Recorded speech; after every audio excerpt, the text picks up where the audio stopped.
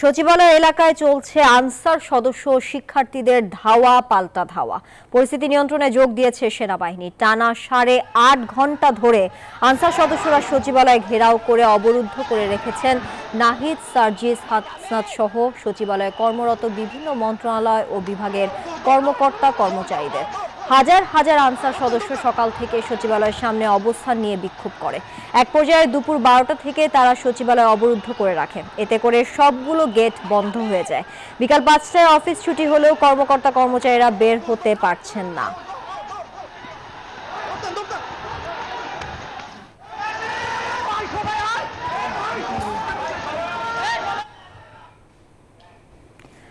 দর্শক, যেমনটা দেখছিলেন, সচিবালয়ের সামনে চলছে আনসার সদস্য শিক্ষার্থীদের ধাওয়া পাল্টা ধাওয়া। পরিস্থিতি নিয়ন্ত্রণে যোগ দিয়েছে সেনাবাহিনী। সেখানে এই মুহূর্তে আছেন আমাদের সহকর্মী নাহিদ প্রিন্স, যুক্ত হচ্ছি তার সাথে। নাহিদ, সচিবালয়ের এই মুহূর্তে পরিস্থিতি কি দেখছেন, বিস্তারিত জানাবেন।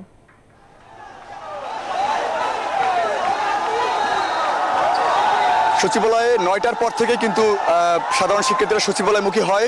আনসার সদস্যরা সচিবালয় যারা অবরুদ্ধ করে রেখেছিল তারা কিন্তু সাধারণ শিক্ষার্থীদের উপরে আক্রমণ চালায়, সেটি আমরা দেখাচ্ছিলাম আপনাদেরকে।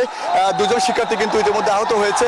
সচিবালয়ে কিন্তু যে বিকেল 3টার পর থেকে যে তাদের একটি বৈঠক ছিল, 10 জন আনসার সদস্যদের যে বৈঠক, সেই বৈঠকে কিন্তু তাদের যে দাবি রয়েছে, এক দফা দাবি, যে তাদের যে জাতীয় চাকরি স্থায়ীকরণের দাবি, সেই দাবি কিন্তু মানা হয়েছিল। স্বরাষ্ট্র উপদেষ্টা সেটি বলছিলেন যে তাদের দাবি মেনে নেওয়া হয়েছে।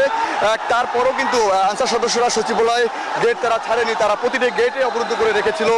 সকালে যারা সচিবালয় কর্মকর্তা কর্মচারী রয়েছিল তারা কিন্তু বের হতে পারছিল না, এবং এখনো কিন্তু তারা সচিবালয়ের ভিতরে রয়েছে, আটকা রয়েছে। এছাড়া কিন্তু যারা সমন্বয়কারী রয়েছে তারাও কিন্তু কয়েকজন হাসনাত, নাহিদ সহ কয়েকজন সমন্বয়কারী ভিতরে আটকা পড়ে যায়। সেই প্রেক্ষিতে কিন্তু 8টার সময় শিক্ষার্থীরা রাজু ভাস্কর্যের সামনে এবং শহীদ মিনারের সামনে জড়ো হতে শুরু করে। তারপরই কিন্তু সচিবালয় গেটে তারা অভিমুখী হয়, এবং তারা চাচ্ছিল যে তাদের যারা ভাইয়েরা এবং কর্মকর্তা উপদেষ্টারা যারা সচিবালয়ে আটকা পড়েছে তাদেরকে তারা ওখান থেকে বের করে নিয়ে আসবে, সেটি তারা বলছিলেন। চিপস নাকি বিস্কুট খেয়ে বুঝে না। কিন্তু যখন তারা সচিবালয় গেটে তারা আসে এবং তখনই আনসারদের রোশনালের মুখে পড়ে তারা, এবং সেখানে দুজন শিক্ষার্থী আহত হয়েছে ইতিমধ্যে। আমরা আপনাকে একটু জানিয়ে রাখতে চাই যে সেখানে কিন্তু সেনাবাহিনীর সদস্যরা ইতিমধ্যে চলে এসেছে সচিবালয় গেটে, এবং তারা আনসার সদস্যদের নানাভাবে বোঝানোর চেষ্টা করছে তাদের যে চাকরি স্থায়ীকরণ সেটি কিন্তু ইতিমধ্যে মেনে নেওয়া হয়েছে। এরপর যে প্রক্রিয়া রয়েছে সেই প্রক্রিয়া পর্যন্ত তাদের সময় নেওয়া দরকার সেটি তারা বলছিলেন। কিন্তু তারা চাচ্ছিলেন যে আজকের মধ্যেই তারা তাদের এই সমাধান চায়, এবং সেটি কিন্তু তাদের যে প্রক্রিয়া রয়েছে সেই প্রক্রিয়ার বাইরে তারা বলছিলেন। তো সচিবালয় গেটে কিন্তু এখনো শিক্ষার্থীরা অবস্থান করছে, এবং বিভিন্ন ইউনিভার্সিটি, প্রাইভেট বিশ্ববিদ্যালয় সহ পাবলিক বিশ্ববিদ্যালয় সকল শিক্ষার্থীরা কিন্তু সচিবালয় গেটে তারা রয়েছে। আমরা দেখছি যে সেনাবাহিনী সদস্যদের সঙ্গে তারা হাত মিলাচ্ছে, তারা সেটি উচ্ছ্বাস প্রকাশ করছে। তারা সেনাবাহিনী সদস্যরা সেখানে এসেছে। শিক্ষার্থীরা সচিবালয় গেটের সামনে চলে এসেছে। সেই ঢাকা মেডিকেল থেকে শুরু করে রাজু ভাস্কর্য, মৎস্য ভবন থেকে শুরু করে সব এলাকার শিক্ষার্থীরাই কিন্তু জড়ো হতে শুরু করেছে। তারা চাচ্ছে যে অন্তর্বর্তীকালী সরকারের এই সময় যেন কোনো ধরনের বিশৃঙ্খলা সৃষ্টি না হয়। সকল দাবি দেওয়া নিয়ে যখন আন্দোলন হচ্ছিল তখনও কিন্তু এই দাবি দেওয়া মেনে নেওয়ার যে প্রক্রিয়া সেটি কিন্তু তারা চালিয়ে যাচ্ছিলেন। তারা সেটি বলছিলেন। শিক্ষার্থীরাও কিন্তু এসএসসি পরীক্ষার্থী শিক্ষার্থীরাও কিন্তু আন্দোলন, সারা দেশে কিন্তু তারা আনসার সদস্যরা আন্দোলন করছিলেন, এবং আজকে যে সারা দেশ থেকে জড়ো হয়ে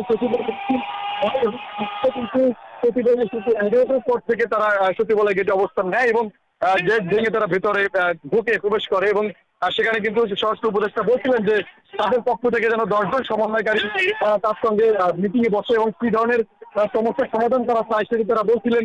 তো তাদের যে পক্ষ থেকে দাবি ছিল যে তাদের যে চাকরি রয়েছে এক দফা দাবি, সেই এক দফা দাবির মধ্যে রয়েছিল তাদের চাকরি স্থায়ীকরণ। সেই চাকরি স্থায়ীকরণের বিষয় কিন্তু স্বরাষ্ট্র উপদেষ্টা সেটি বলছিলেন যে সেই আশ্বাস কিন্তু দিচ্ছিলেন। কিন্তু তারপরও যখন 10 জন সমন্বয়কারী ভেতর থেকে তারা বাইরে এসে আনসার সদস্যদের বোঝাতে চেষ্টা করছিলেন, 10 জন সমন্বয়কারী ভেতর থেকে তারা বাইরে এসে আনসার সদস্যদের বোঝাতে চেষ্টা করছিলেন, তখন কিন্তু আনসার সদস্যরা সেই বিষয়টি কর্মকর্তা কর্মচারীরা কিন্তু আটকা পড়ে যায় ভেতরে, এবং এছাড়া কিন্তু সমন্বয়কারীরাও কিন্তু ভেতরে আটকা পড়ে যায়। তারপর কিন্তু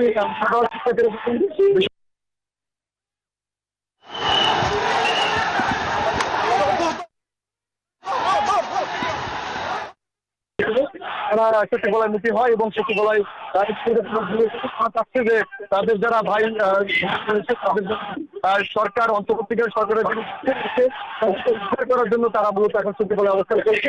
ইতিমধ্যে তারা দুজন আক্রমণের শিক্ষার্থীদের উদ্ধার করে কিন্তু বর্তমানে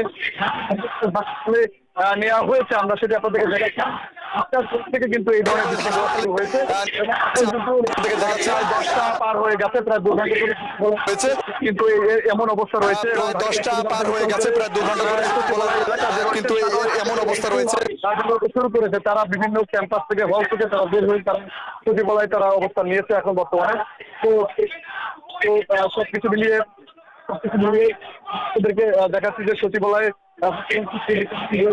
ইতিমধ্যে সেনাবাহিনীর এবং তারা সচিবালয়ের ভেতরে কিন্তু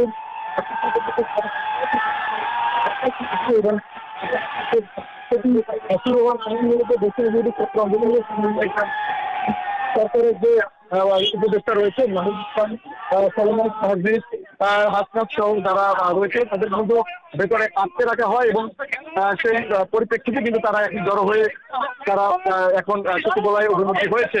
আমরা সেটি আপনাদেরকে দেখাচ্ছি। ও 8টা সদস্যদের তারা কিন্তু 2 জন আহত হয়েছে এবং তাদেরকে ঢাকা মেডিকেল কলেজ হাসপাতালে পাঠানো হয়েছে সেটি আপনাদেরকে আমরা জানাচ্ছিলাম। তো ঢাকা মেডিকেল কলেজ এলাকা থেকে শুরু করে রাজু ভাস্কর্য এলাকা থেকে শুরু করে কিন্তু এখন সচিবালয় মুখী সাধারণ শিক্ষার্থীরা অবস্থান নিয়েছে এবং পুরো সচিবালয় জুড়ে কিন্তু সাধারণ শিক্ষার্থীরা রয়েছে। আমরা সেটি আপনাদেরকে দেখাচ্ছি। ও সচিবালয় থেকে শুরু করে যে পল্টন যে গুলিস্তানের মোড় রয়েছে, রয়েছে সেইখানে কিন্তু শিক্ষার্থীরা অবস্থান করছে এবং পুরো এলাকায় কিন্তু বর্তমানে শিক্ষার্থীরা রয়েছে এবং সেটি আমরা আপনাদেরকে দেখাচ্ছি। তো ইতিমধ্যে সেনাবাহিনীর বেশ কিছু দল কিন্তু সচিবালয় এসেছে, সেটি আপনাদেরকে আমরা জানাচ্ছি। ও এখানে কিন্তু আমরা আপনাদেরকে দেখাচ্ছি যে শিক্ষার্থীরা কিন্তু হচ্ছে যে তাদের যারা ভাইয়ের আটকা পড়েছে এবং উপদেষ্টারা যারা আটকা পড়েছেন তাদেরকে উদ্ধার করার জন্য তারা মূলত সচিবালয় মুখী হয় এবং তারা সেটি বলছিলেন যে যেন কোনো ধরনের বিশৃঙ্খলা সৃষ্টি না হয় কিন্তু তারা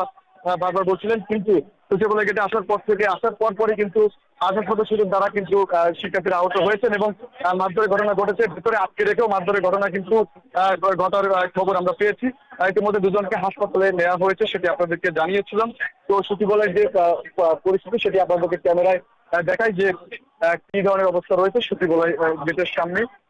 তারা চাচ্ছে যে একটি সমাধান, যে কিভাবে তাদেরকে এখান থেকে বের করে নিয়ে আসা যায় সেটি তারা বলছিলেন এবং এখানে কিন্তু নানা কর্মকর্তা কর্মচারী আটকে পড়ে যায় এবং তারা বলছিলেন যে অনেকের শিশু সন্তানরা তারা বাসায় রয়েছেন কিন্তু অনেক মায়ের আটকা পড়ে যান। সচিবালয় যারা কর্মকর্তা রয়েছেন তারা তাদের সন্তানদের বাসায় রেখে তারা সচিবালয় ডিউটি করতে এসেছেন কিন্তু তারা এখনো বের হতে পারছেন না। তারা সেটি বলছিলেন গত সারাদিন আটকে রাখাটা তারা বলছিলেন যে ছেড়ে দেওয়ার জন্য, কিন্তু সেই যখন ছেড়ে দেওয়া হয়নি তারপরে কিন্তু সন্ধ্যার পরপরই এখানে শিক্ষার্থীরা এসে জড়ো হতে শুরু করে। এবং নাহিদ, আপনাকে ধন্যবাদ যুক্ত থাকার জন্য।